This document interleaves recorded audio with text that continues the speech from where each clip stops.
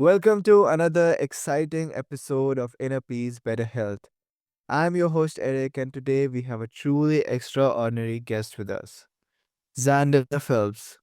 He is a global adventurer who has spent a decade traveling the world with nothing but a pack on his back and a sack in his pocket. Along his journeys, Zander discovered a universal truth: the language of love is play. Through juggling on bustling street corners and kicking a footbag in remote villages, he connected with people from all walks of life. Today, Xander is here to share how the power of play can transform our mental health. Xander, you're welcome to our show. Thank you for having me. Let's dive right in, Xander. How did you first come to realize the profound impact that play can have on mental health? Well, I mean, as kids, we naturally come into this world to play. That's my belief. I mean, you see children always trying to play, but as an adult, it gets shut down. You know, we have less time to play, and things become what we call serious, right? Yeah. So, um, luckily, at a certain point in my life, I had an option either to continue to work or change things up, and I decided I needed to change my life. I was very stressed out. I had a very stressful job. So I just got rid of everything and got it down to a backpack. Okay. But right. And then when I was leaving, one of my friends asked me if I had a foot bag, or what we it's sometimes called a hacky sack. Okay. But it's a little ball that he had in his pocket, and I told him I didn't, so he gave me his, and he said, keep it in your pocket. It's gonna be the best gift anyone will ever give you." Okay. Right? Mhm. But, so basically from then on, that thing became my constant companion. I had it in my pocket, but I could go to some place, and just start kicking it around. I go to a park, and if I just arrived into a new area, a new city or a new country, I would go to a park and start kicking it, and, uh, almost almost every single time, somebody would come up and play with me. A stranger would come up and wanna play. So, Okay.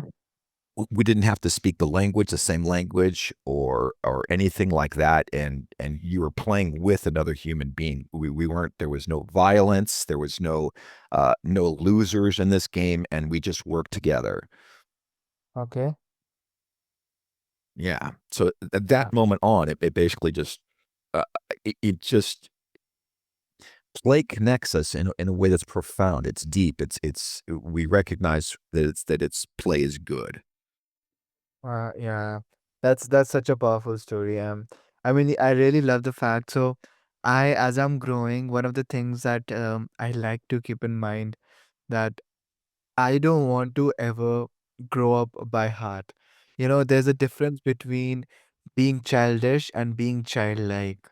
So I like being childlike, and of course, actually foresee the situations I see where I have to be uh, uh, someone who is childlike, or where I have to be an adult. So of course that's there. But yeah, I really loved how you mentioned the point that the whole how children play and everything is just kinds of get vanished in our adult life. And yeah, that's so true. So that's such a powerful story. So what do you think, why do you think play is so effective in breaking down barriers and fostering connections? Well, it goes past all of our barriers, if you will, our instinct to want to put up these boundaries. Um, Play is inviting. It shows that you're vulnerable, so people want to step in closer. And depending on how you Yeah. play, you can people want to join in, and that's what's so inviting about kicking around a footbag is people can join in and everyone feels like they're part of the group. Um, I believe it was Plato who said an hour of conversation is a lifetime, or an hour of play is a lifetime of conversation. So when you connect with somebody via play, again, it brings out the child in you. It brings out that want to connect with people in a deep way, and play does that very efficiently, very effectively. Yeah. Wow. Thank you so much Yeah. for sharing that. And yeah, I really believe that play is so important because, you know, when children, like, just for example, when children are playing together, they're actually playing together, and in that itself they don't even realize it, but they are building connection, and they are building deeper intimacy with the people that they are playing with. So yeah, it's really true. Yeah. So given its universal appeal, how can we incorporate more play into our daily lives to improve our mental health? Well, yeah, that's the fun part about it. It's really getting into what I call a play flow state, but you can incorporate play into anything basically. That's why, when people say, "Ah, we got to grow up, you got to work," um, play is not the antithesis to work. You can Yeah. play at work. You can find a way to have fun with it. Like if I'm cleaning my house, let's say I'm doing a little dance, or I'm just doing something, humming a song to myself, or doing something that keeps my mind playful while I'm Yeah. doing my tasks. But Mhm. as along with, I mean, I have. I'll explain this. One time along when I was traveling, the foot bag that my friend gave me, I lost it, right? It it Mhm. it it it it it was lost, so I learned how to make my own foot bags. At that point in time, I was able to give them to other people, right? So anytime that I played with somebody, if they played hack with me, I would give them that foot bag and say, "Keep this in your pocket. It's gonna be the best gift N will ever give you," right? Yeah. So that became my slogan. But along with foot bag, when I was traveling with some friends, they forced me to learn how to juggle, right? Okay. So, Eric, do you know how to juggle? Yeah, I do, I think. Okay. You think you know how to juggle, okay. I do think I know. Okay. Well, for me, that is another way, to what when I say the play flow state, it's getting your brain to like, kind of like, it shuts down part of your brain, so your brain isn't so active, but it doesn't shut it down completely. And when you get into a play flow state, your mind is very focused on that act. So, Yeah. hack does it, kicking around a foot bag does that, but juggling does it pretty quickly. So one of the things I train my clients on doing is juggle. Learn how to juggle. No matter what you're doing in your life, if you're very stressed out and you start juggling, Mm. your brain will calm itself down. But it is a great, I call it the ultimate brain exercise. It's a way to activate your brain quickly. And you can challenge yourself. You can always learn a new juggling trick, but it's something that, and once you learn how to make what I call the ultimate play tools, is the balls that I make now, then you can do it anywhere. I mean, I do it standing in lines. If I'm at the, if I'm at the post office, or if I'm at the grocery store and I'm waiting in a line, I'll pull out my balls and start playing with them. So, but Uh, yeah, that sounds doable, and that sounds fun because, you know, work and play, these two cannot be, they don't have to be, separate things, but they can also be incorporated. And the whole idea of juggle, and yes, by the way, I do know how to juggle. Uh, okay. yeah, yeah, yeah. Yeah, So, yeah. That what else? Yeah, please go ahead. Please well, go ahead. I was saying that a lot of the most successful companies are recognizing that you have to have play incorporated into the job. They have play stations, or places where people can, I mean, they have like ping pong, or, game rooms or something like that, where they actively have, if you're stressed out, if you're feeling stuck, go play. They're Yeah. actively telling they have, one of the places that when I was, going, right before traveling, I interviewed at a company. And they all had Nerf guns, and Okay.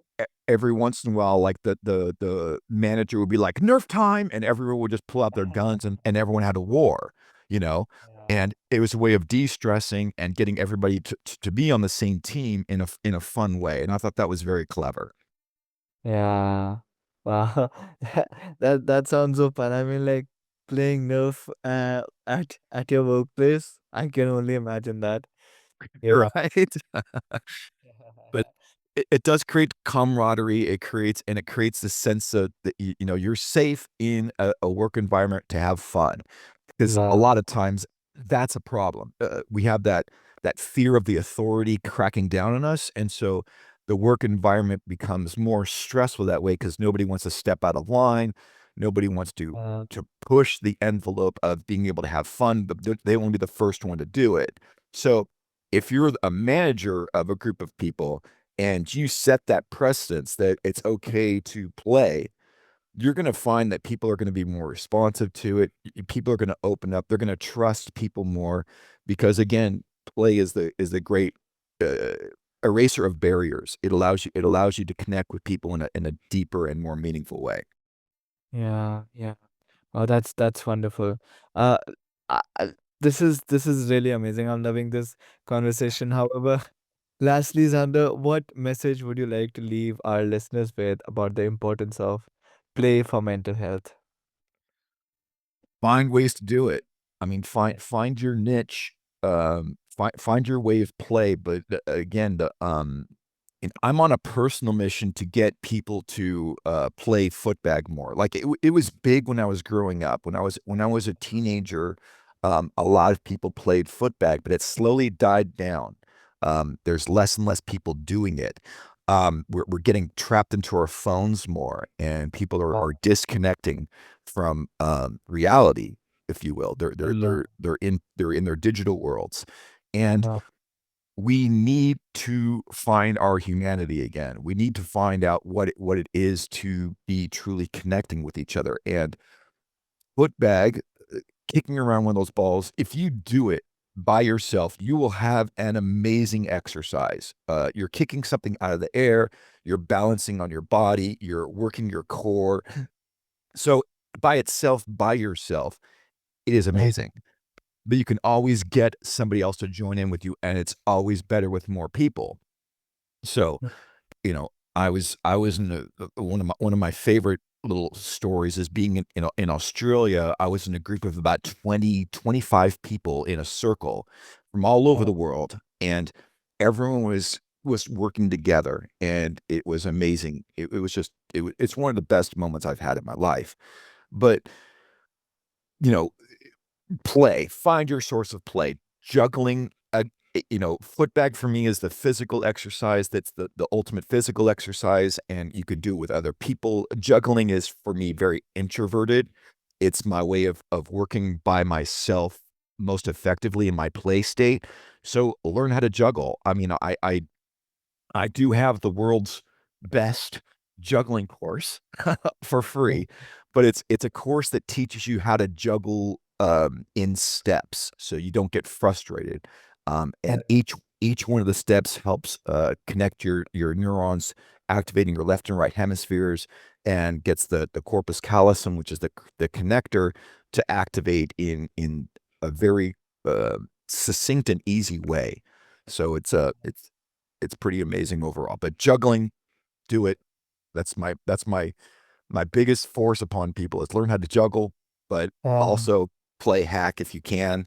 If you can find a place to do that, you'll make friends and you'll have an amazing exercise.